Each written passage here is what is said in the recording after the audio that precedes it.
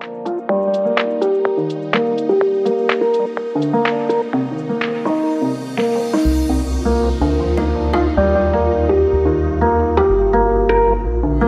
à toutes et à tous, je suis désolée, j'ai eu un problème, j'ai un problème de wifi, je ne sais pas pourquoi, impossible de lancer le live. Donc hop, j'invite Sabrina à nous rejoindre. Le coup de stress. Voilà, je suis vraiment désolée, le live a bien mieux. Hello Sabrina, j'espère que ça fonctionne. Ouais, a priori c'est bon. Ouh, j'ai eu chaud là, je me disais mais c'est pas possible, ça m'est jamais arrivé. Bon, c'est pas toujours facile, j'avoue qu'à l'heure où il y a beaucoup de live en général, c'est toujours compliqué. Ouais, purée. Donc, écoutez, bonjour à tous. Hop, je récupère mon carnet parce que j'ai sprinté dans mon garage. Voilà. Donc, je vais laisser les gens arriver petit à petit. Et le mieux, Sabrina, c'est que je te laisse te présenter pour que tout le monde puisse savoir qui tu es. Donc, du coup, English, pas tout de suite. J'ai pas le niveau. Je vais parler en français.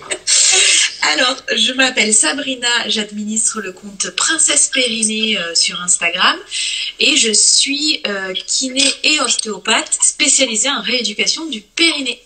C'est pour ça qu'on va parler périnée et running dans ce live. Et après, on va faire une petite aparté aussi sur le running tout court.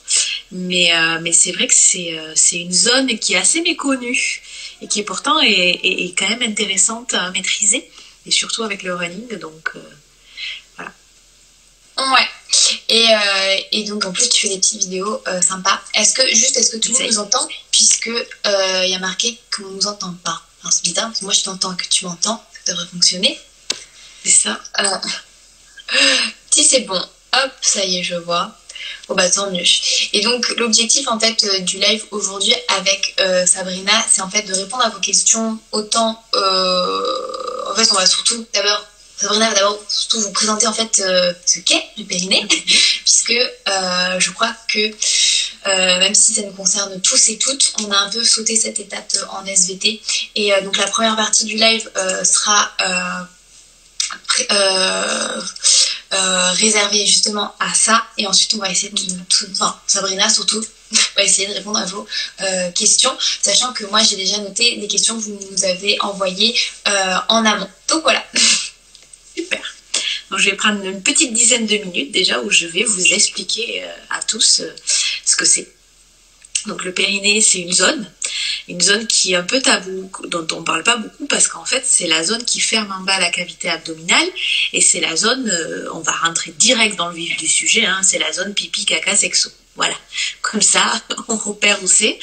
Anatomiquement parlant, c'est entre le pubis, donc vous avez votre ventre, quand vous descendez il y a un os là, ça s'appelle le pubis.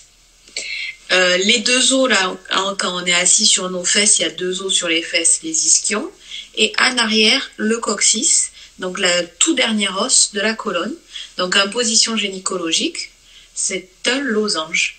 Le pubis, les ischions là sur les côtés et le coccyx, ça forme un losange.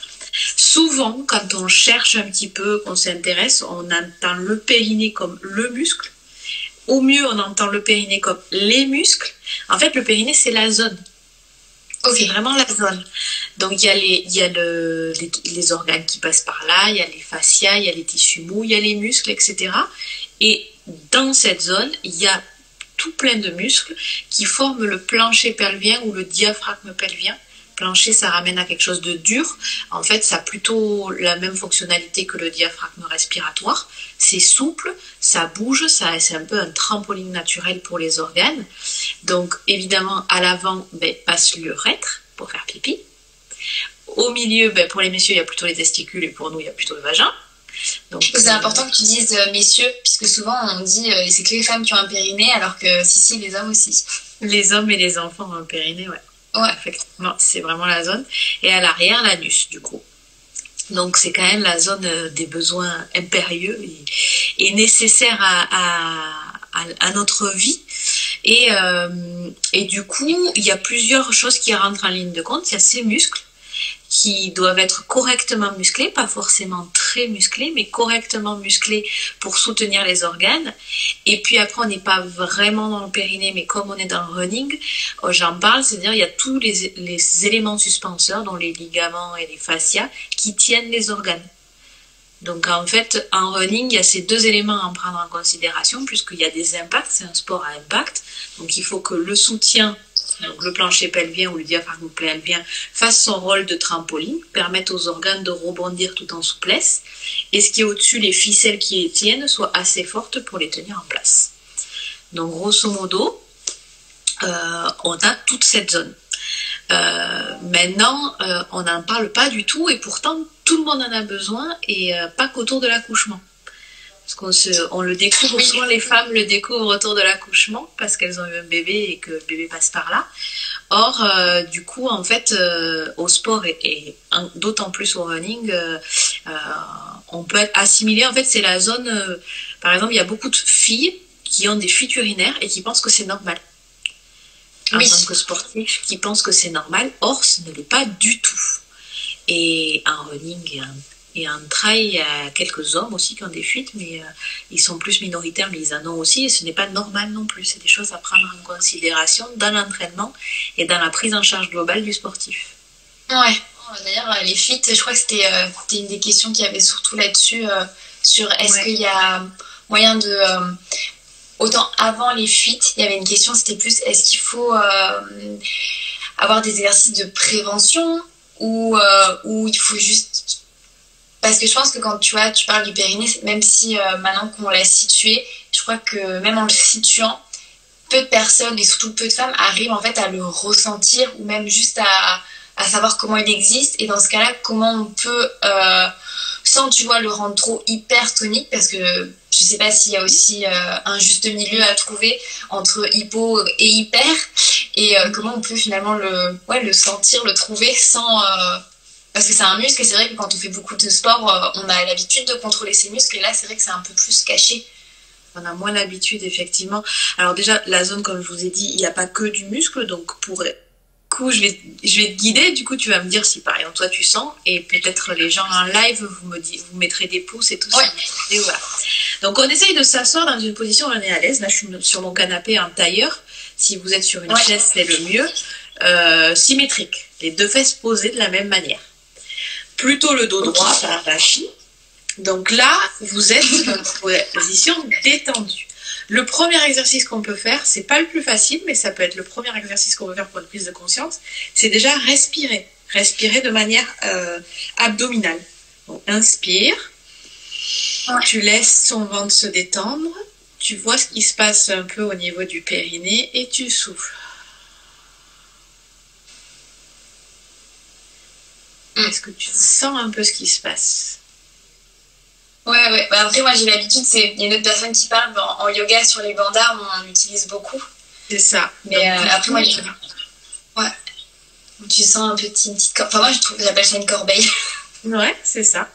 Alors, en fait, la physiologie respiratoire fait que quand l'air rentre, les poumons gonflent. Ils rentrent parce que le diaphragme se contracte et descend. On vient épouser les viscères abdominaux. Si on contracte et qu'on est contracté, le ventre ne bouge pas. Mais si on est relâché, qu'on a la position où on est, le ventre se détend, on a l'impression qu'il ressort et le périnée s'efface vers le bas. En fait, il est comme ça et en fait, il fait juste que descendre. Ça a vraiment la même forme que le diaphragme, en fait. Il descend. D'accord. Et quand on souffle, du coup, les poumons se vident, le diaphragme remonte, il n'y a plus de pression sur les viscères. Donc, le ventre, par effet mécanique, on a l'impression qu'il rentre et le périnée remonte. Et si on souffle à fond et qu'on veut faire une expiration forcée, on a le ventre qui rentre d'autant plus et le périnée qui remonte d'autant plus. Donc ça peut être déjà une première prise de conscience. Après, moi, j'aime utiliser des choses assez... J'aime bien l'image de la petite tornade. Parce qu'en fait, il y a le fait de serrer et aussi de remonter. Parce que on va aller un peu plus loin dans la prise de conscience. Par exemple, là, je vais te demander de retenir un léger gaz. Tu vois, automatiquement, on se redresse. Donc, vous pouvez essayer aussi, ceux qui sont en live avec nous. Vous retenez un léger gaz. Et en fait, ben, vous sentez clairement le sphincter de l'anus, c'est un muscle qui est rond. Normalement, vous le sentez se serrer. Et si vous retenez encore un peu plus, vous sentez quelque chose qui monte. Et on n'est pas dans la contraction des fessiers. Parce que si on est dans la contraction des fessiers, là, je suis sur le canapé qui est mou, mais malgré tout, là, si je contracte mes fesses, on voit que mon corps se soulève. Et si vous êtes sur un plan dur, une chaise dure, le corps va se soulever si on contracte les fesses. Donc, on n'est pas sur les muscles fessiers, même s'ils sont très gros. On est vraiment sur le losange dont je parlais au début. Là, on a sollicité plutôt l'arrière, donc sphincter de l'anus. On avance un tout petit peu. Donc, pour les messieurs, ça va être la sensation d'avoir les testicules qui remontent. Alors, pas le scrotum qui se rétracte, mais vraiment les testicules qui remontent. Et pour nous, plutôt la sensation de fermer le vagin. Un peu comme si les petites lèvres se rapprochaient. Tu vois, on a déjà deux sensations différentes. Et on va aller encore plus devant. On est juste à la limite du pubis, là, l'os dont je parlais. On va avoir l'intention de retenir les urines. Ouais, c'est souvent ce qu'on dit, comme pour se revenir faire pipi, c'est le plus... C'est ça. Facile. Déjà là, on a eu la sensation sur 3 zones différentes à l'intérieur même du périnée. Les selles, les urines et pour nous le vagin et pour les hommes les testicules. Donc déjà ça montre 3 zones différentes. Ça c'est pour juste de la prise de conscience et savoir où il est et savoir comment on peut le contracter. Après pour le sport et quand on veut vraiment le renforcer, il faut le contracter dans sa globalité. Donc devant, derrière, au milieu. Et une contraction du périnée, c'est vraiment serrer, remonter. Donc vraiment là, avoir la sensation. Pour les femmes, pour qu'ils soient équilibrés, j'aime bien qu'on pense au vagin. Parce que si on serre que derrière, on peut avoir quelque chose qui peut être embêtant. C'est-à-dire que le périnée de devant peut être détendu. Donc j'aime bien les sensations de penser à comme si on fermait le vagin, qu'on remontait. Oui. Et pour les hommes, un peu pareil. Pas forcément passer qu'à l'arrière, parce que les hommes, ils ont souvent un périnée postérieur très fort. Et devant, ça marche moins bien. Donc là, c'est pareil. On essaye de centrer au milieu, on serre, on remonte. Et si on serre fort son périnée, c'est-à-dire serrer, remonter, qu'on serre vraiment fort, là, tu vois, t'as mis les fessiers, je pense, peut-être. Ouais, je pense aussi. C'est dur, hein. C'est plus remonter. Et sentir le ventre qui rentre, en fait. D'accord. Parce que, du coup, c'est la suite logique, c'est que le périnée et les abdos sont liés via le transverse. Le transverse, c'est le muscle le plus profond de la couche abdominale. Il y a les grands droits, c'est les tablettes de chocolat. Il y a les obliques. Et encore en dessous, il y a le transverse qui est la ceinture naturelle. Et transverse et périnée, c'est meilleur ami pour la vie, quoi. Ils travaillent ensemble. C'est pour ça qu'on n'est pas non plus tout le temps obligé de penser à son périnée dans la vie du quotidien, heureusement, même quand on court. Il y a des choses qui sont relativement automatiques. Mais voilà, déjà ces petits exercices, après là je fais vite, mais sur mon compte, ceux qui sont intéressés, ils peuvent trouver beaucoup plus de détails. J'ai pas mal d'IGTV pour les prises de conscience. Ça c'est la base. Quand on veut travailler un périnée, il faut avoir une prise de conscience, savoir où il est. Et après on le renforce. Et un périnée fort, c'est pas forcément un périnée, ce qu'on appelle hypertonique. Hypertonique, il serait toujours en haut, toujours contracté, où il se fermerait presque à l'horizontale. Un périnée hypotonique, il est un peu souple. En fait, il faut que la toile de trampoline, elle soit bien tendue, tu vois. Si elle est trop tendue, ça rebondit plus. Si elle est trop relâchée, ça rebondit plus non plus. En fait. Donc, ça, c'est la façon dont on rééduque un périnée. Mais pour les runners qui nous suivent, il va falloir intégrer le type de running. Parce que la course, quand même, c'est un grand monde, mais si on fait du sprint ou si on fait du marathon, on ne va pas gérer son périnée de la même manière. Ouais. Justement, en fait, je pense que les personnes qui nous suivent, c'est plus de la course longue distance sur route. Oui. Donc, on va dire de 10 km à marathon. Et du trail. Donc, je pense que c'est surtout sur les descentes, j'imagine que le périnée doit être très sollicité. Et aussi beaucoup de personnes qui font du cyclisme. Et donc, il y a la grosse question, c'est est-ce que ces sports déjà sont mauvais pour le périnée? Parce que je crois que on a beaucoup ce cliché vu que forcément ça tape beaucoup avec une grosse descente des organes, avec une grosse pression en fait forcément sur le périnée, parce qu'on pratique ce sport à long terme, ça va être néfaste si on fait rien, ou est-ce que juste naturellement si on fait rien, de toute manière, ça n'abîmera pas. C'est si on fait trop. Enfin, je pense qu'il y a plein de petites questions comme ça. Il y a pas mal de choses qu'on retrouve, si on prend la littérature pour prendre un peu tout le monde en considération. À partir du moment où on fait une activité physique adaptée et un sport adapté, comme on renforce son corps, on renforce son périnée. À partir du moment où on part sur le sport de haut niveau, grosso modo, les sportifs de haut niveau ont plutôt un périnée pas en très bon état. Après, il y a deux composantes à prendre en considération. C'est que le périnée, c'est assez récent qu'on s'y intéresse. Même que des sportifs de haut niveau et jeunes, on considère leur périnée, on leur explique comment bien s'en servir. Donc ça, c'est la première des choses à prendre en considération. Et la deuxième, c'est que effectivement, comme toute chose dans la vie, il y a un juste milieu. C'est-à-dire que plus on va vers de la compétition de haut niveau, plus on fait une quantité de sport extrême sur du long terme, plus ça peut être délétère. Après, ce qui est bien, c'est de prendre en considération aussi les dernières études par rapport au running et surtout de longue distance, c'est qu'il faut faire du renforcement musculaire avec. Ouais. C'est vrai que plus on fait du renforcement musculaire, mieux ça sera. On parle surtout de renforcer la chaîne postérieure, donc les fessiers, le dos, mais aussi les stabilisateurs de bassin. En fait, le périnée, il s'intègre, on va parler un petit peu technique, je vous ai dit qu'il fermait en bas la cavité abdominale, mais on va encore plus loin, on est sur la statique lombo-pelvienne. Le gros mot dans notre jargon, c'est la statique lombo-pelvienne. Les muscles du périnée, le transverse et tous les muscles abdominaux, les multifides et les dorsaux, plus les muscles des stabilisateurs de hanches, tout ça doit fonctionner en synergie parfaite dans la course. Il faut qu'il soit assez fort, assez équilibré et qu'en plus, ils aient un fonctionnement automatisé dans la course. Oui. Donc en fait, ça, il faut le faire. L'idée, en gros, pour faire plus simple par rapport à ça, c'est surtout qu'il faut se renforcer. Il faut renforcer les fessiers, il faut faire des squats, des fentes, il faut renforcer les dorsaux, il faut renforcer un petit peu de gainage dynamique parce que quand même la sangle abdominale dans sa globalité est intéressante. Et déjà quand on fait du renforcement, il faut le faire de la bonne manière avec un périnée correctement engagé. Ça c'est la base. D'accord. Et comment être sûr, tu vois, justement, quand tu l'engages? Parce que moi je te pose la question, mais parce que j'imagine que la respiration aide beaucoup à aller le chercher. En fait, comme je vous dis tout à l'heure, il remonte quand on souffle.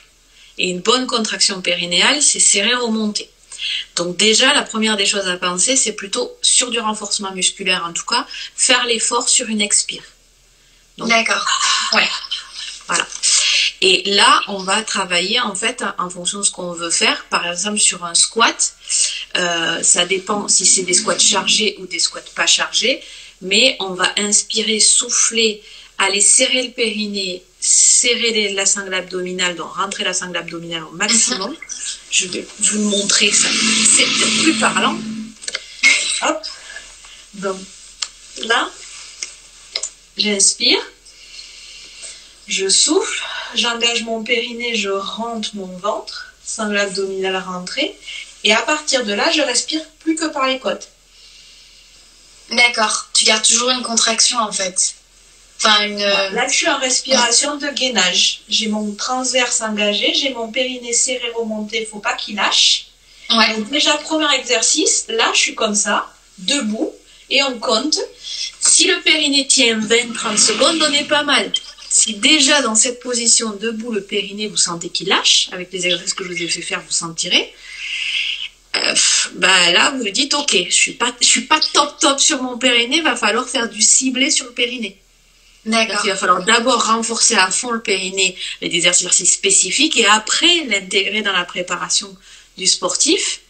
Et du coup, ce que je vous ai montré là, la respiration de gainage, en fait on se met en respiration de gainage, on souffle, on engage périnée transverse, on respire par le haut des côtes et on fait ses squats en respiration de gainage en fait, qu'on retrouve en respiration pilate. On la retrouve beaucoup dans le pilate. Et idem pour tout le reste. Sur le renforcement musculaire, c'est assez facile de respirer. Là où c'est plus compliqué, c'est sur le running et c'est sur tout ce qui est cardio, parce qu'on va pas pouvoir avoir une respiration de gainage. Mais en fait, ce qu'on va utiliser, c'est que plus un muscle est travaillé, plus un muscle est fort, plus sa position naturelle de repos, en tout cas, est forte. Donc typiquement, si vous renforcez correctement votre périnée, si vous renforcez votre sangle abdominale de manière fonctionnelle, si vous avez des fessiers forts, etc., dans la course, en fait, le simple fait de respirer correctement et d'avoir une bonne posture, c'est important. Moi, je parle beaucoup de la posture d'auto-agrandissement parce qu'en fait, par les tensions faciales et par le pré-recrutement des muscles posturaux, le périnée est un muscle postural, il est déjà à sa place, en fait. On peut faire l'exercice, regarde, tu peux te lever chez toi? Ouais, moi je peux me lever. Merci. Voilà, hop. Je te laisse te mettre de profil.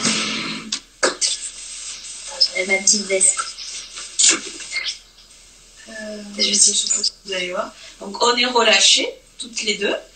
Et là, je vais te demander de faire un auto-agrandissement. Donc de pousser la tête vers le plafond et d'amener ton coccyx entre les talons.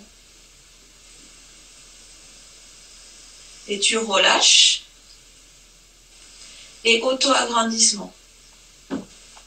Est-ce que tu sens quelque chose qui se passe dans ton corps? Oui. T'as l'impression que ça s'absorbe en fait. Exactement. Ouais. Alors, là, c'est vraiment un bouc comme ça. Là, je suis totalement relâchée. Je fais juste l'auto-agrandissement. J'ai mon ventre qui est rentré. Mon ventre qui est rentré, mon périnée qui s'est engagé.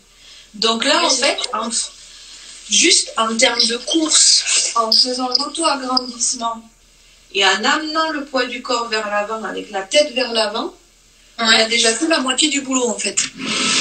Parce que du coup, tu as déjà le corps qui est en chute en avant, mais tu as quand même l'auto-agrandissement et tu n'as plus qu'à dérouler les jambes pour finir de pousser le corps qui est déjà en train de chuter. Oui. Il y a l'auto-agrandissement. Ce qui va être compliqué, c'est quand il va y avoir des efforts difficiles, et c'est pour ça qu'il faut être entraîné, c'est de ne pas se retrouver avachi. Tu sais, des fois, quand tu as du mal, tu vas te renfermer. Alors, pour la respiration, sur les montées entre elles, tu es tout le temps un peu recroquevillé. Et... Alors, c'est normal aussi parce que sur les montées, tu as besoin d'engager les grands droits. Et t'as besoin, tu vois, mais c'est vrai que après, c'est où on met le curseur. C'est-à-dire que il y a quand même un truc qu'il faut prendre en considération dans le périnée, comme je vous ai dit, c'est pas que du muscle, c'est aussi la qualité des tissus et la génétique. La génétique, la façon, déjà de base, la peau, en fonction de comment l'épaisseur de la peau, ce qu'on appelle le collagène et l'élastine, on n'a pas les mêmes bases génétiques. Et en fonction de là où on met le curseur, comme je te disais, c'est-à-dire que quelqu'un qui a déjà des problèmes des périnées et qui a des fuites urinaires à l'heure actuelle, il faut vraiment passer par un bilan complet chez un kiné ou une sage-femme. Alors, les sages-femmes, elles font que les femmes qui ont eu des enfants.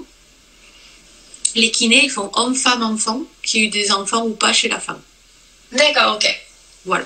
Avec, effectivement, par rapport au périnée et sport, on est plus dans notre cœur de métier, les kinés. Oui, c'est clair. Que les sages-femmes vont arriver à mieux faire. Mais par rapport au kiné sport et kiné périnée, effectivement, ça fonctionne bien ensemble. Et du coup, si les femmes qui nous suivent et si les hommes qui nous suivent ont déjà des fuites urinaires, surtout, va falloir surtout là qu'on va reprendre l'activité physique en sortant de confinement. Peut-être certains ont gardé le running, mais d'autres non. Il faut vraiment passer par, on renforce d'abord le périnée.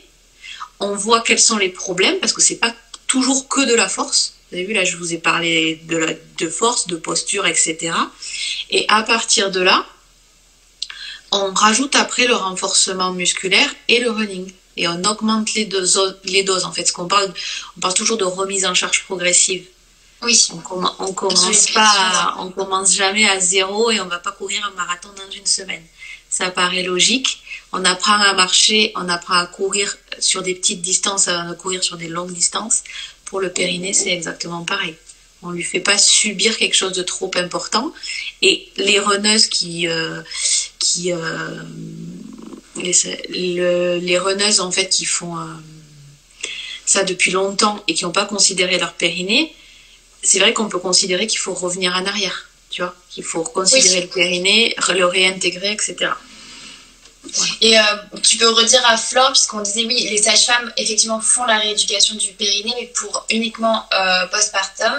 Et surtout, les kinés sont plus adaptés pour la pratique sportive et font la rééducation hommes, femmes, les sages-femmes font la rééducation du périnée chez les femmes qui ont déjà eu des enfants. Et les kinés font la rééducation du périnée. Alors, pas tous les kinés, évidemment. Comme pas toutes les sages-femmes, en fait, on a l'impression que c'est toutes les sages-femmes, mais en fait, c'est les sages-femmes qui travaillent en libéral et qui se sont spécifiquement formées à la rééducation périnéale. Certaines ont quelques formations quelques clés de rééducation périnéale dans leur formation de base, mais pas toutes. Et chez les kinés, c'est pareil. On a une base aussi, mais on se surspécialise après. C'est pas tous les kinés qui vont gérer votre périnée. Et du coup, par contre, les kinés prennent en charge les hommes et les enfants et les femmes qui n'ont pas eu d'enfants surtout. C'est ça la subtilité. Et surtout, je pense que vous prenez vraiment en compte la notion de sport, puisque j'imagine quand on vient et qu'on n'a pas eu d'enfant et qu'on se dit bon bah en fait j'ai fait un trail et j'ai eu des fuites urinaires et je comprends pas. C'est ça. C'est-à-dire qu'il y a une question de posture, il y a une question de réathlétisation, on est vraiment dans une démarche de kinésithérapie. Alors après, si dans votre entourage proche, il n'y a pas de kiné du périnée, vous pouvez faire une rééducation avec une sage-femme et une rééducation avec une kiné. Mais vous avez bien coupler les deux. Parce que, voilà, sur le running et sur le trail, il y a quelques sages-femmes qui vont savoir gérer, mais on est sur quelque chose d'hyper ponctuel. Alors que normalement, la majorité des kinés savent gérer un petit peu le sport et la course. Et il y avait une autre question par rapport au cyclisme. Et justement, tu sais, donc effectivement, quand on est assis sur les selles, donc c'est, tu sais, du cyclisme de route, vraiment, donc où tu es longtemps sur ta selle. C'était la pression sur le nerf pudendal. Ouais, j'avais noté. Donc le nerf pudendal, c'est le nerf qui sort. Alors vous avez le nerf sciatique qui sort de la colonne, qui passe au milieu de la fesse. Le nerf sciatique continue sa route dans le jambe et une petite partie, le nerf pudendal, rentre au travers du bassin et va innerver tout le petit bassin. Donc déjà pour l'anatomie, et en fait quand vous êtes assis sur la selle, il peut y avoir des écrasements des nerfs pudendaux. Donc c'est pas tout le monde, ça dépend de la quantité de vélo, ça dépend de l'anatomie des fessiers, le volume de fessiers, la selle.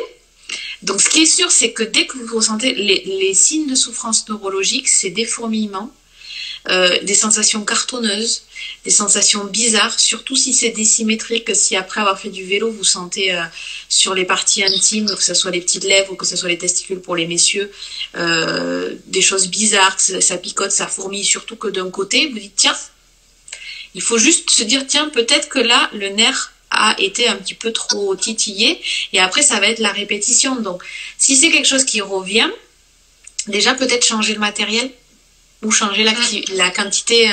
Il y a deux choses, soit la quantité de vélo qu'on fait, ça dépend, c'est toujours pareil, c'est adapté à une seule personne. Est-ce que la personne fait que du vélo? Est-ce qu'il y a deux objectifs de compétition? Est-ce qu'on peut coupler à un autre type de sport? Ou est-ce qu'elle veut vraiment faire que ça? Et dans ce cas-là, est-ce que la selle lui convient? Est-ce que c'est adapté à son fessier? Et ça va même être plutôt un vendeur de selle qui va être à même de conseiller. Mais le bon matériel est important. C'est toujours pareil, hein, si on fait 10 minutes de vélo de temps en temps ou si on fait 10 heures d'affilée. Le matériel est hyper important, mais oui, ça arrive régulièrement. C'est une des raisons. Donc après, là, par contre, il y a pas mal de kinés qui peuvent intervenir, même s'ils sont pas spécialisés en périnée. On est quand même tous ceux qui font un peu de thérapie manuelle, etc. Et puis surtout, s'étirer et se mobiliser.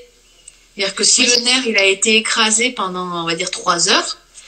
Sans trop bouger, c'est-à-dire que la hanche a bougé, mais le nerf, il est passé comme il y a la selle, il est passé de un peu écrasé à beaucoup écrasé, en fait. Il s'est pas détendu. Voilà. Il n'y a pas des moments, donc déjà, si possible, passer de temps en temps en danseuse pour le décomprimer. Et puis après, faire de la mobilité, des mobilités assez simples, faire des squats complets où on se redresse et on se rallonge. On se redresse et on se remet en squat pour mobiliser le nerf, ou un exercice que j'aime beaucoup pour mobiliser les hanches, c'est quand tu as les deux jambes d'un côté et tu les passes de l'autre. Ah oui, tu fais moi j'appelle ça le petit papillon qui... Ouais. Voilà, le petit papillon, ou juste enrouler-dérouler. En fait, il faut tout doucement remobiliser. On est resté dans la même position, plutôt enroulé vers l'avant et plutôt fermé vers l'avant pendant des heures. Ouais. Ben, quand on sort, on essaie de s'ouvrir, tu vois. On essaie de... Voilà. Et les hanches, c'est pareil. On essaie de les mobiliser. Ça peut suffire. Après, c'est pareil, c'est que la douleur, c'est un signal de votre corps pour dire qu'il y a une souffrance. On n'est plus dans la dimension no pain, no gain. Enfin, il y a un moment, quand on dit quelque chose, on l'écoute. Quand on est sportif, on s'écoute. Et soit ben, ça passe et ça se reproduit pas, soit ça se reproduit et on consulte avant que ça soit embêtant. Une vraie blessure, quoi. C'est ça, mais sinon juste un peu de mobilité. J'ai vu une question sur les PSR. Alors, les PSR, ce sont des petits cubes qu'on peut mettre dans le vagin. D'après les études, c'est quand on a déjà un prolapsus, donc on a déjà une petite descente d'organes, c'est-à-dire un des organes qui devrait être plutôt en haut, que ce soit la vessie, l'utérus ou le rectum, qui ont tendance à s'affaisser un petit peu et qui voudrait sortir par le vagin. On va essayer de parler pour... Alors, ne vous stressez pas de suite. Je sais que c'est quelque chose qui stresse énormément, surtout les femmes. Ça arrive. Ouais, moi, ça me stresse vraiment les descentes d'organes, parce que tu vois, j'avais lu avec un périnée vraiment abîmé, c'est vraiment ce que tu pouvais risquer. Donc, ça m'a fait... Genre, t'imagines, je cours et vroom, tu vois. Alors, pas à ce point-là, mais effectivement, c'est un des risques. Donc, le PSR, on peut le mettre dès qu'on a un petit prolapsus. On peut le mettre, ça soutient, ça fait un effet soutien-gorge en fait. Comme tu mets, c'est pareil. Donc là, c'est pareil, c'est que tu vois, tu mets ou non une brassière adaptée à tes seins en fonction de ta morphologie quand tu cours, etc. Ben là, c'est pareil. Il faudrait que quelqu'un vienne ton périnée pour savoir quelle morphologie de périnée tu as, entre guillemets, et si on met un PCR ou non. Il n'y a pas d'études sur le préventif. Donc, je peux pas affirmer que c'est bien. Et c'est pareil, il y en a qui vont se sentir vachement plus à l'aise avec un PCR, même sans prolapsus. On n'est pas sûr que ça protège. On n'est pas sûr. Voilà.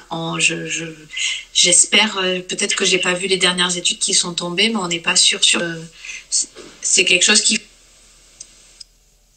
faut quand même utiliser. Quand on court beaucoup, ça vaut le coup d'avoir un PCR, parce que surtout, en tant que femme qui court, que vous soyez ou non sous hormones, mais surtout si vous n'êtes pas sous hormones et que vous avez vos règles, vous allez voir que 2 fois par mois, au moment de l'ovulation et au moment des règles, le périnée a une grosse imprégnation hormonale, puisque l'imprégnation hormonale fait que le col de l'utérus s'ouvre au moment de l'ovulation pour que les spermatozoïdes passent et au moment des règles pour que le sang s'écoule. Donc en fait, ça détend les tissus. Donc cette imprégnation hormonale qui détend les tissus va se retrouver que si vous faites des courses au moment de l'ovulation ou au moment de votre période de règles, vous allez avoir des sensations différentes. Donc on peut aussi utiliser un PCR juste à ce moment-là si on sent qu'on est mieux. Ok. Ça coûte 40 ou 50 euros. Il y a 3 tailles différentes. Dans l'absolu, allez voir un professionnel de santé pour être conseillé. Faites pas ça toute seule chez vous. Et on a eu plusieurs questions avec des personnes qui ont donc effectivement, et moi aussi j'avais eu des questions, donc des personnes qui ont eu des enfants, qui ont eu une rééducation, mais qui continuent quand même à avoir des fuites. Alors, c'est que la rééducation n'a pas été finie. Ou qu'il y a eu un traumatisme du périnée à l'accouchement, et faut voir le pourquoi du comment. Les nécessaires muscles se sont pas assez renforcés, et du coup, il faut vraiment beaucoup renforcer les muscles, tout simplement. C'est juste que si c'est des dames qui font que du running et qui ont juste une rééducation basique, on va dire, surtout en visualisation, un petit peu en manuel, mais qui sont pas allées un peu sérieusement sur le renforcement global, c'est pas assez en fait. Elles peuvent juste avoir les muscles trop faibles. Et ça, c'est la meilleure chose qui peut leur arriver, parce qu'il suffit de renforcer. Après, il peut y avoir la solution où il y a des lésions anatomiques. Et là, du coup, c'est pour ça qu'il faut un suivi, parce qu'après, on va voir un gynécologue ou un urologue et on fait un bilan complet. On a des tests, en fait. Il y en a une qui me dit, la gynécologue m'a proposé la bandelette. Et en fait, la bandelette, moi, je peux pas savoir si vous en avez besoin ou non. La bandelette, on a des tests parce que, en gros, il y a la vessie, il y a les reins, tout à fait en haut, il y a les uretères, les reins produisent de l'urine en permanence, ça va dans la vessie. La vessie, il y a l'urètre, qui est le tuyau. Et en fait, il y a la vessie, le col vésical, ça s'ouvre un petit peu, l'urètre et le méa urinaire, donc où ça sort. Le sphincter urinaire, donc le muscle qui serre, est vraiment sur le bas de l'urètre. D'accord. Et des fois, il y a des fuites en fait parce que le col vésical est étillé ou parce que la vessie bouge trop. Parce que tout ça, c'est de la neurologie automatique, si tu veux. Donc ça, on est vraiment sur de la médecine pure et sur du soin pur. Je ne peux pas savoir, moi, sans examen, si c'est ce qu'il lui faut. Ouais, donc c'est important de préciser, en tous les cas, dès qu'il y a une fuite, il faut consulter. Et ne pas se dire c'est pas grave, c'est normal, c'est vraiment, en fait, il faut vraiment s'alerter rapidement, quoi. C'est pas normal d'avoir des fuites urinaires, malgré ce qu'on peut en croire et malgré les rayonnages des magasins où les couches suivent les protections périodiques, les serviettes hygiéniques. Ils ont un bon marketing. Ça fait mal au cœur, quoi. T'as tes tampons, tes machins, et le next level, ça sera la couche, en fait. Donc, et ouais, voilà. Ils sont bons au niveau du marketing chez Téna, mais ils m'énervent, clairement. Sachant qu'on a quand même un urologue, le professeur Abs, qui, il y a 2 ans, a saisi le CSA pour leur imposer juste de mettre un bandeau, consulter, dispositif médical, si les fuites continuent, consulter. Un truc soft, hein. Ils l'ont fait un tout petit en blanc illisible. Donc, il y a une partie de mauvaise foi. Donc, non, les fuites urinaires, ce n'est pas une norme. Les fuites anales non plus, parce qu'au trail, il y en a quand même parfois. Voilà. Et chez les hommes, donc, après, c'est pareil. Les trails, les ultra-trails, on pousse le corps dans une telle fatigue que c'est pas forcément une incapacité du périnée. C'est juste que, voilà. Le corps va lâcher quelque part, il lâche là où il est le plus faible, il est le plus sollicité, donc il lâchera moins, mais c'est quand même une sollicitation extrême pour le corps. Donc après, c'est juste que dans une préparation physique pour un trail, il va falloir considérer le muscle du périnée. Ouais. En tant que sportif de haut niveau, faut que vous sachiez où c'est que vous en êtes de votre périnée, en fait. Voilà, et c'est surtout important que tu dises qu'il faut consulter et ne pas garder ça en se disant que ça va passer. Ça pour soi, et si vous trouvez face à des professionnels de santé qui je sais pas, parce que ça arrive encore, vous cherchez encore et vous en trouverez. Je suis pas la seule à traiter du périnée, on est plusieurs milliers sur le territoire français, on s'occupe des hommes aussi, et dans l'ordre, en fait, on en parle à son généraliste. Le généraliste, il a quelques notions, il sait s'il va amener vers un gastro-entérologue, vers un urologue ou vers un gynécologue. Et si vraiment il ne sait pas trop, etc., demandez une prescription de kiné. Parce que le kiné, pour le coup, ce qu'on appelle en statique pelvienne, donc en périnée, il fait devant, derrière, au milieu. Il fait toutes les zones. Donc vous allez voir un kiné spécialisé qui vous fait un bilan. Et le kiné spécialisé, alors pas tous, mais la majorité seront capables de vous dire s'il faut commencer plutôt par le gastro, plutôt par l'urologue, voilà. Mais c'est de toute façon le généraliste qui est la clé de votre santé, donc c'est par lui qu'il faut passer en premier. C'est clair. Est-ce que tu veux qu'on enchaîne un peu sur les bobos des coureurs?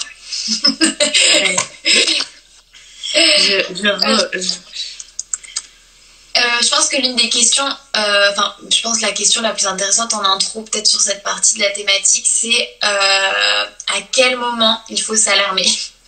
Je crois que tu sais, le gros problème des personnes qui font de la course à pied ou tu sais du sport qui n'est pas vraiment encadré, donc du sport à la maison, du vélo, enfin tu vois, sans club ni rien, c'est qu'ils ont peut-être un jour une gêne. Donc, je dis une gêne, hein. Voilà, une petite gêne, ça frotte un peu au niveau du genou ou ça chatouille un peu à la cheville et ils continuent, ça devient une douleur et ça fait toujours patite jusqu'à temps qu'en fait ils vont plus pouvoir pratiquer et c'est que quand ils vont plus pouvoir pratiquer, donc il y aura la blessure, qui vont s'alarmer. Toi, est-ce que tu as peut-être des conseils justement pour éviter ça et qu'ils consultent le plus tôt possible et s'ils peuvent consulter directement un kiné ou voilà, comment ils pourraient se faire sur ces prémices de blessure? Déjà, c'est ce que je disais tout à l'heure, le no pain, no gain, on n'est plus là-dedans, mais en même temps, quand on fait du sport, il faut se connaître. Les gens qui font du sport en général ont plutôt tendance à attendre le dernier moment avant de consulter.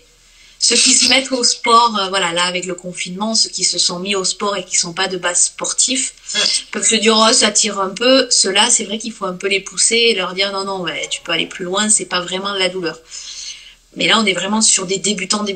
En considérant les sportifs, le sportif, on peut considérer qu'il se plaît trop tard de base. Parce qu'il se dit qu'il va être blessé, parce qu'il se dit qu'on va lui arrêter de faire du sport. Il y a une grosse dépendance à la course. En général, c'est des sports qui sont addictifs. Donc, il faut vraiment s'écouter, écouter son corps. Je pense que moi, je cours pas beaucoup, mais je pense que il y a des fois, moi, quand j'ai démarré la course, j'ai essayé d'y aller, de me forcer en me disant, mais non, c'est bon, tu vas y arriver. Ben non, j'arrivais à rien en fait parce que le moral y était pas ou parce qu'il y avait trop de stress ou enfin voilà, donc s'écouter la tête et le corps parce que quand ça va pas dans la tête aussi on peut se dire je vais me défouler, mais dans ce cas-là pas se donner à fond, juste faire sa sortie pour faire sa sortie. Donc mon conseil c'est ça, c'est s'écouter et ne pas trop attendre parce que en général les sportifs, les runners attendent trop et pour savoir s'il faut vraiment consulter, ben, quand vous avez une douleur, essayez de mobiliser.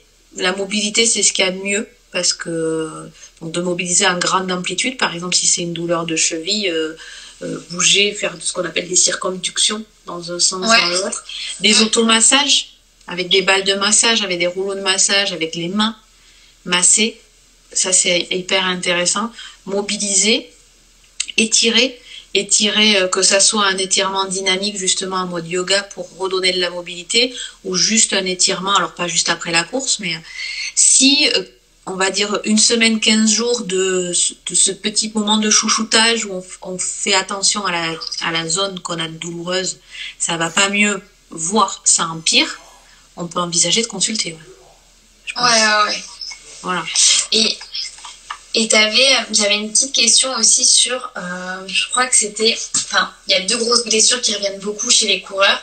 Donc, tu as le TFL, le fameux, hein, et les périostites. Alors, est-ce que tu as des conseils pour, surtout sur le TFL, comment prévenir son apparition? Je sais que c'est hyper compliqué parce que c'est des blessures qui sont tellement... ça peut varier vraiment de beaucoup de choses. Moi personnellement j'en ai jamais eu, tu vois, ni l'un ni l'autre, mais j'ai eu d'autres choses et je sais que ça peut varier de coureur et que tu auras peut-être plein de réponses, mais déjà il faut faire un diagnostic différentiel de la douleur, c'est-à-dire pourquoi on a mal. Est-ce que c'est une tendinite, est-ce que c'est une inflammation du tendon?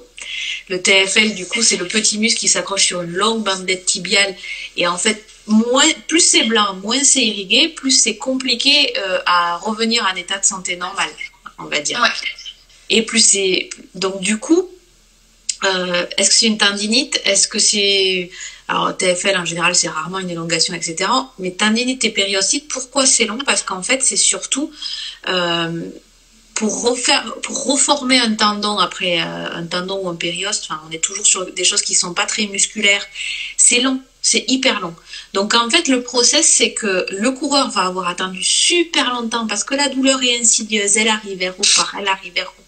Mais non, ça va passer, c'est bon. Un petit à chaud, à froid. À chaud, à froid, nanana. Et puis après, quand elle est là, par contre, elle part plus. Elle part plus, il faut vraiment arrêter, mettre au repos et refaire après une mise en charge progressive pour renforcer en gestion de la douleur et en être accompagné. Donc, la meilleure façon de s'en sortir, c'est de s'écouter quand ça arrive, ces douleurs, même si elles sont pas tout le temps permanentes, en fait. Et justement, ce que je vous ai dit tout à l'heure, pas dire, ouais, c'est bon, voilà. Après, alors j'ai pas assez de données sur ça, mais tout ce qui est un petit peu inflammatoire, donc les périostites, on est quand même sur quelque chose d'inflammatoire, et les tendinites du TFL, on est aussi sur quelque chose d'inflammatoire. Ça vaut le coup de regarder l'alimentation. Parce que l'alimentation pro-inflammatoire, l'équilibre acido-basique, donc il y a des diététiciens qui travaillent sur ça, il y a des coachs sportifs ou des préparateurs physiques, et il y a des naturopathes. Moi je suis à fond là-dedans. On est sur... De quoi? Ouais, moi je suis à fond là-dedans par rapport à l'alimentation et les tendinites. Voilà. Donc, moi, j'ai pas de recul parce que je suis pas formée. On est sur de la micronutrition. Hein. On n'est pas sur la diététique de base. On est sur la micronutrition. Mais ça vaut le coup, en fait. Surtout si ça tourne les douleurs et que c'est un hit. Tous les trucs en hit, on peut considérer que c'est des inflammations. Faut quand même aller regarder le microbiote, aller regarder la micronutrition. Voilà. Enfin, surtout si ça fait des années et que ça fait que...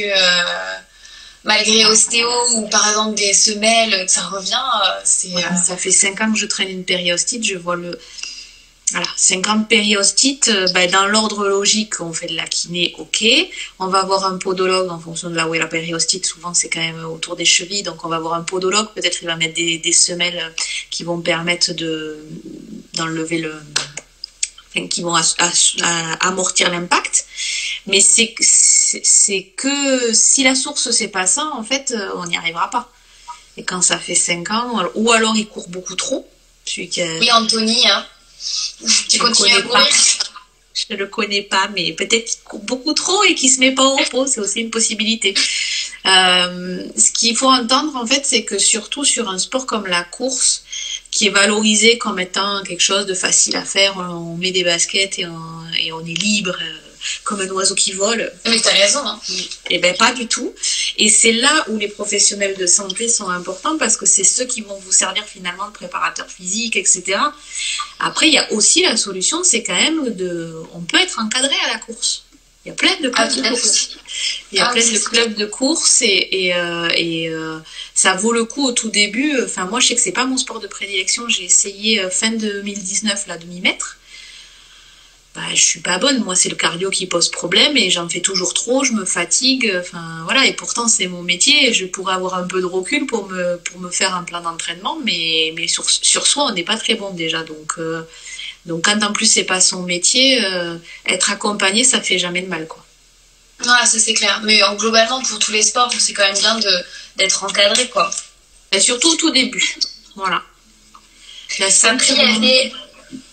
Après, je peux répondre à Yoplay sur la selle. C'est pareil, ça dépend vraiment de ton anatomie. Hein. Donc on peut pas te dire si c'est cette selle qui sera mieux ou pas. Après, c'est vrai qu'une selle évidée qui laisse de la place au centre, c'est mieux.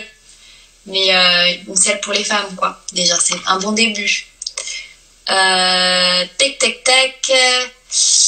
J'avais une autre question avant qu'on passe sur les questions des autres, si on a le temps. C'était la question plus sur les entorses de cheville à cause du trail. Si tu avais des petits exercices. Parce que c'est vrai que quand on commence le trail, on a souvent tendance, dès qu'il y a un petit caillou, un machin, bim, la cheville elle part et c'est une entorse. Alors que si tu faisais peut-être des petits exercices pour prévenir, ta cheville serait beaucoup plus stable et tu éviterais les entorses bêtement sur ton premier trail. Si jamais tu avais des petites astuces... pour prévenir, ou au contraire du coup il faut, ce qu'on utilise beaucoup en kiné, c'est la proprioception, donc des choses instables. Après chez vous ça peut être là je suis sur mon canapé, donc on va utiliser les moyens du bord, hop, voilà, un coussin. Donc rééducation de cheville basique, ça c'est de la maison, un kiné, plan instable, un pied. Voilà, c'est pas encore assez instable pour moi parce que moi je fais mon sport c'est la danse. Donc hop, j'en rajoute et t'essayes, tu vois, tu descends, tu fais un squat sur une jambe, hop, et puis après tu peux mettre 2 tas de coussins et faire des squats sur un plan instable. Tu peux faire comme un parcours de motricité pour les enfants. En plus en étant enfermé, ça se fait, ouais. Après, ça se fait, tu vois, chez toi, tu sautes sur un pied. Ça c'est la base, c'est la proprioception. En fait, c'est parce que il faut que le corps il soit habitué à être réactif. Oui, c'est ça, gérer les changements de direction, quoi. Après, il y a un truc aussi, c'est que sur le trail aussi, c'est que des fois, ça arrive au tout début, au premier kilomètre, il y a une question de stress, de mental. Oui, aussi. Et à la fin, c'est une question d'épuisement. Ouais. C'est un sport complexe, le trail. C'est-à-dire qu'il y a vraiment... il y a le renforcement musculaire, mais il n'y a pas que ça. Il y a tout ce qui rentre dans la gestion du stress du sportif, quoi, et du mental du sportif. On va dire que ça aidera pour les premiers kilomètres. Après, globalement, moi, j'ai des amis en course à pied. Enfin, je le vois, dès qu'on fait un peu de proprioception, t'as les genoux qui tremblent, t'as les chevilles qui tremblent. c'est des exercices simples en plus à faire chez soi. Donc, c'est ça, ne serait-ce que sauter à cloche-pied. Ouais. Là. Et c'est vrai que ça, on le fait pas assez. Pour nous, c'est des basiques, mais on le fait pas assez. Là, il nous reste, je pense, 10 minutes, parce que je me souviens, je crois que c'était vers... Voilà. Si vous avez des questions, c'est le moment que Sabrina puisse vous répondre, puisque je crois qu'on avait vu toutes les questions qu'on avait eues en amont. Après, il y en a une qui est intéressante. En post-accouchement, rééducation périnéale terminée, dois-je attendre ma rééducation abdominale pour commencer le run? Alors, oui et non, c'est-à-dire que de toute façon, la rééducation périnéale et abdominale marchent ensemble. Les dernières recos, là, j'ai une consoeur qui a fait un live hier et qui a sorti les dernières recos internationales, c'est 3 mois. On ne reprend pas le run avant 3 mois. Et la reprise du run, dans ce qu'ils ont recommandé, c'est qu'on fait tester par un professionnel de santé aguerri, sage-femme ou kiné. On voit, c'est quelque chose de plurifactoriel en fait, on voit l'importance du running pour la maman. On voit sa fatigue, on voit son sommeil, on voit tout ça. Et après, on fait du renforcement progressif. C'est-à-dire qu'au début, on fait que du périnée. Les 15 premiers jours, on fait que du périnée. Après, on fait un peu d'abdos. Après, on fait c'est ce que je dis depuis le début, la remise en charge progressive. C'est-à-dire que si tu as fait le périnée, c'est déjà pas mal. Si tu es déjà à 3 mois, essaye de faire une sortie marche. Une sortie marche rapide. Essaye de trottiner. Vois comment tu te le sens. Est-ce qu'il y a des fuites? Est-ce qu'il n'y a pas des fuites? Est-ce qu'au niveau du cardio, ça va? On n'est pas tout de suite obligé de se taper un 5 km avec son meilleur temps. On y va, voilà. C'est-à-dire que même si au niveau de la tête, tu te dis j'ai besoin de sortir, ça va m'aérer, ben sors. Ben, va marcher déjà. Mets les baskets, mets-toi en tenue, sors. Accélère un petit peu le cardio, retrouve des sensations de souffle, voir comment ça se passe au niveau du bas. Et si t'es sorti un quart d'heure, t'es sorti un quart d'heure. Voilà. Mais, oui, pas de pression sur la perf, hein, parce que j'imagine qu'on veut tout de suite aller vite, mais... Ah non, déjà, pendant 9 mois, on a fait un bébé. On ne fait pas des performances physiques, on fait un bébé, et même si l'activité physique est recommandée pendant la grossesse, et même si la course fait partie des activités physiques qu'on peut continuer pendant la grossesse, on n'est pas là pour faire des perfs. On est vraiment dans le sport santé. Pour se vider la tête, pour se détendre, pour plein de choses, mais pas pour aller préparer une compétition sportive, quoi. Oui, on se retrouve juste soi, c'est déjà pas mal. C'est ça, c'est déjà pas mal, ouais. La parotomie début mars, non. Je sais que c'est pas facile au niveau des soins, là, mais la parotomie début mars, on est à 2 mois. La cicatrisation tessulaire est juste. Je préfère que tu aies un avis médical autre que sur Instagram. Donc, on va considérer que non. Est-ce que les périostites peuvent entraîner une fracture de fatigue? Alors déjà, la périostite, où est-elle? Ce qui est sûr, c'est que la périostite, c'est une inflammation en fait du tendon. Il y a le tendon, il y a l'anthèse, la partie du tendon qui s'accroche à l'os, c'est la périostite, c'est vraiment l'anthèse qui vient s'entremêler sur le périoste en fait. Et donc c'est déjà signe qu'il y a une souffrance proche de l'os. Donc une périostite, par exemple, de la voûte plantaire, ah ben à terme, il peut y avoir une fracture de fatigue, oui, c'est sûr. Et puis une périostite peut être prise pour une fracture de fatigue et inversement. Des fois, le diagnostic est... Donc, il y a un moment où oui, ça peut. C'est pas obligatoire, mais ça peut. Là, c'est compliqué, fracture de fatigue. Hein. Ah bah là. Surtout au niveau des pieds, à partir... Autant sur tout ce qui est tissu mou, on va vous dire, il va falloir remettre en charge progressive, il va falloir recharger. Autant à partir du moment où c'est de l'os, surtout sur le bas du corps, il faut juste mettre au repos. Ouais, et décharger, ou en tout cas pas forcer. Donc là, après, plus on attend, plus c'est long, quoi. Concernant l'endométriose et le périnée, la rééducation est-elle différente? Plus de paramètres à en prendre en compte. Solène _ est-ce que tu es kiné ou est-ce que tu es patiente? Parce que tu veux des réponses pour toi ou je ne vais pas répondre de la même manière, mais en gros, on peut faire de la rééducation périnéale sur une patiente atteinte d'endométriose pour lui apprendre à gérer les douleurs, en gros, et à gérer son corps. On va pas soigner l'endométriose, ça c'est certain. Par contre, l'endométriose, toutes les endométrioses ne sont pas douloureuses, mais certaines le sont. Et dans la gestion des douleurs chroniques, on peut agir beaucoup. D'accord. Ouais. Ah, c'est intéressant ça. Ouais, ben, c'est nouveau, ça fait partie des repos de l'année dernière.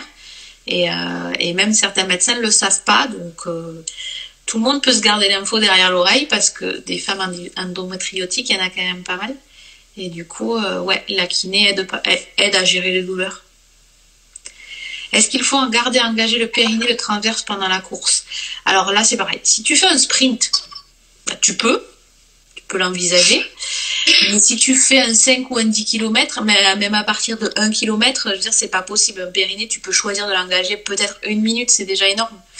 Donc non, tu peux pas le garder engagé. Par contre, c'est ce que j'ai dit au début du live, la posture, l'auto-agrandissement, le déport du poids du corps vers l'avant avec la tête vers l'avant pour déjà avoir le haut du corps bien posturé, pour avoir les muscles en place.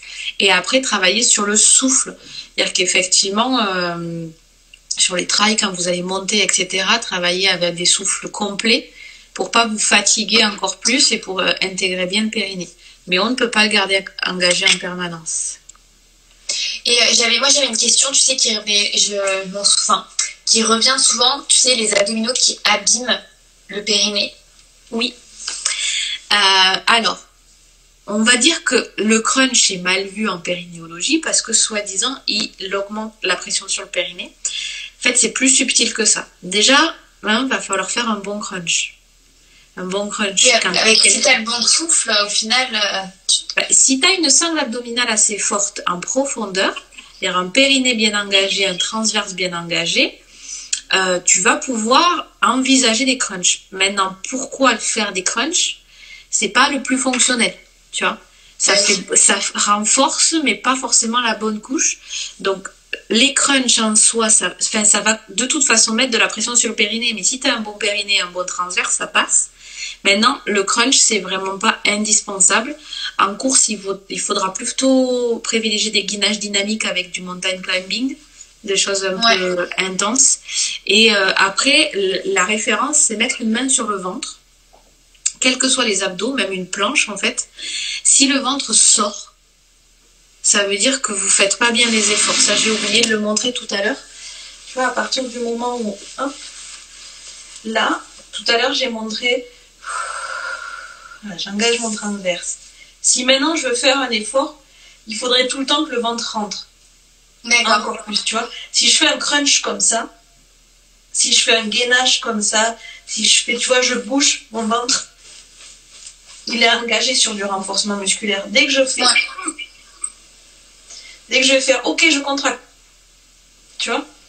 C'est un bon moyen pour tous ceux qui nous regardent. La main sur le ventre, quels que soient les exercices que vous faites, si le ventre il sort, ça sert à rien. Toutes les planches dynamiques, si on les fait pas avec le ventre engagé correctement, ça sert à rien.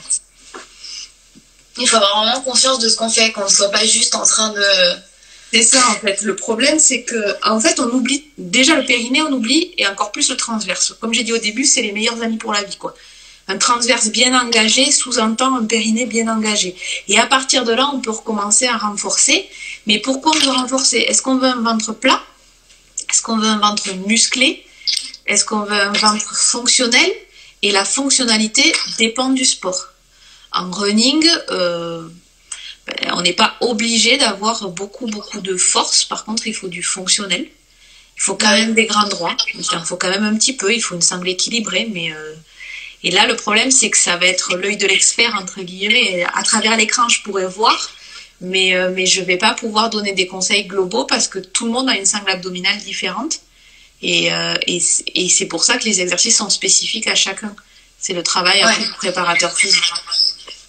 Oui, et puis comme tu dis, surtout, ça dépend aussi de ce qu'on veut. Hein. C'est ça. Tu veux un ventre plat, effectivement, voilà. Si tu veux des grands droits et des tablettes de chocolat, il va falloir renforcer le grand droit et faire attention à ce qu'on mange pour qu'elle se voit. Quoi.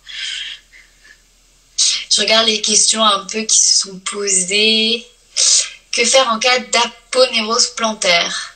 Ah, attends, il y avait une autre question. Comment reconnaît-on une fracture de fatigue? Je trouve ça, c'est sympa si tu pouvais y répondre. Dans le sens, moi, j'ai souffert d'une fracture de fatigue, mais c'est arrivé d'un coup. Du genre vraiment comme une fracture. Tu vois, c'est... Voilà, ça, même mon médecin, il m'a dit que c'était la première fois qu'il avait vu ça. Donc, moi, j'ai pas eu du tout, tu sais, de petites douleurs. J'ai une fracture de fatigue au col du fémur. Donc, encore plus, voilà. Et j'ai pas eu de douleur alarmante avant. Enfin, j'avais pas de gêne, j'avais rien. C'est un peu ça les signes en fait.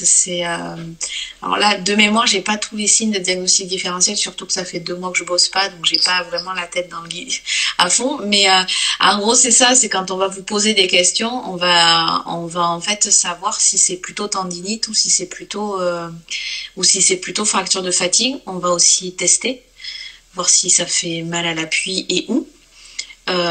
Mais le signe que tu dis, c'est-à-dire que ça arrive du jour au lendemain, une tendinite, une périostite, c'est sournois. Tu sais que c'était là en fait. Tu sais, tu l'as juste mis sous le tapis, mais tu le sais. C'est ça. La tendinite, tu le sais. Franchement, tu le sais. On a pas dit t'as juste décidé de pas t'en occuper, mais tu sais qu'elle est là. Alors que la fracture de fatigue, vraiment, tu dis d'un coup j'ai eu mal quoi. Vraiment. Alors elle peut.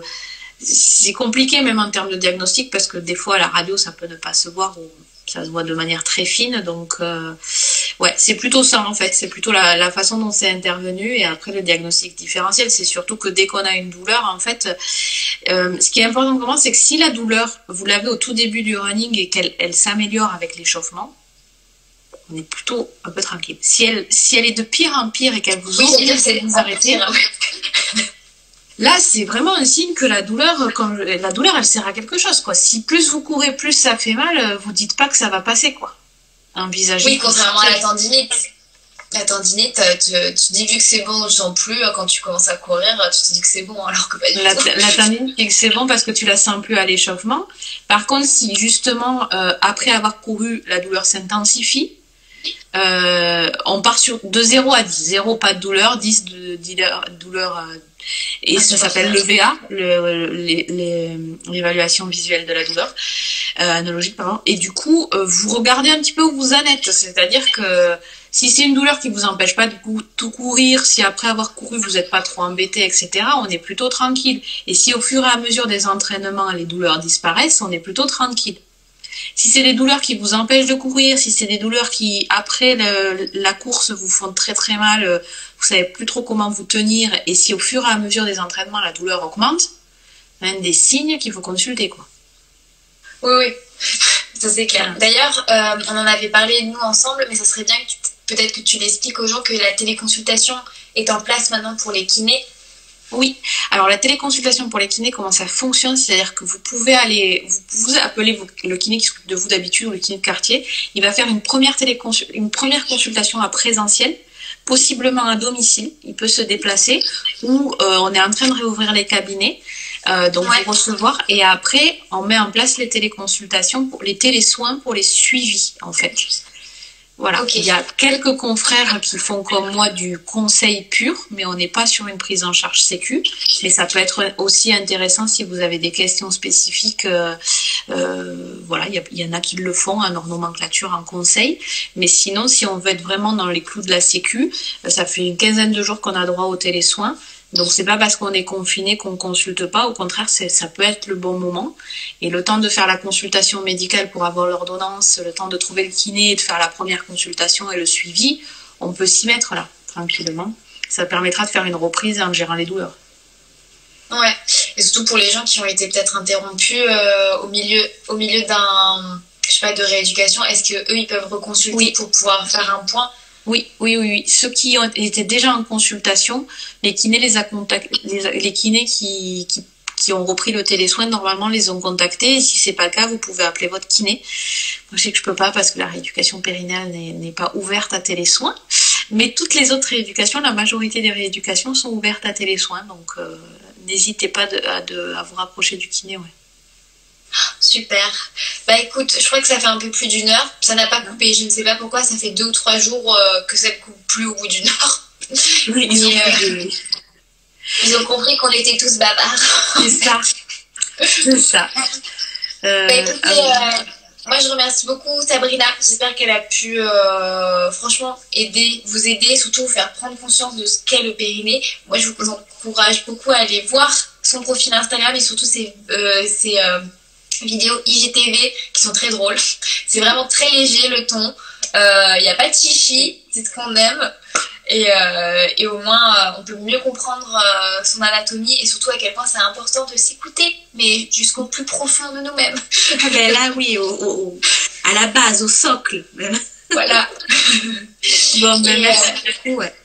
Voilà, et si vous avez des questions, directement rendez-vous chez Sabrina. Et si ça vous dit, on essaiera peut-être de refaire ça. En tout cas, moi, je te remercie beaucoup d'avoir consacré du temps à ma communauté et j'espère Avec grand plaisir. Voilà. Avec grand plaisir. Merci pour l'invitation. Ça m'a fait extrêmement plaisir de parler de running parce que j'ai beaucoup de questions et j'ai pas eu l'occasion de l'aborder jusque-là. Donc, écoute, j'espère que la majorité ont eu les réponses à leurs questions. Sur mon compte, il y a plein d'infos, effectivement. Quand je peux, je réponds aux DM. Je ne promets rien. Faites des voilà. Si vous faites des trucs comme ça, mon œil se dit oulala. Donc faites des petits messages courts, j'essaye de vous répondre le mieux possible et des fois quand je trouve que c'est pertinent, je réponds en story en anonyme ou je fais des posts. Donc j'essaye de diffuser l'information. Merci beaucoup pour ton invitation. Et ben avec plaisir, j'espère que c'est faire ça. Moi j'irai chez toi t'embêter. Moi j'ai déjà repéré que tu avais écrit un très bon livre et comme j'essaye de me mettre au running, je pense que tu vas me donner plein de conseils.